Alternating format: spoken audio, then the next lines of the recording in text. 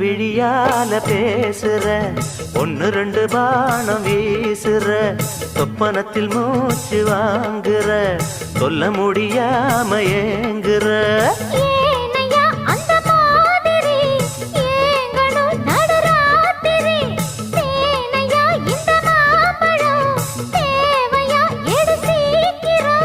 அச்சமும் விட்டுத்தா வந்துட்ட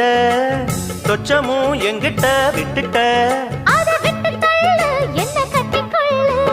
உன்னை பார்த்த நேரம் ஒரு பாட்டெடுத்து பாடத்தோணும்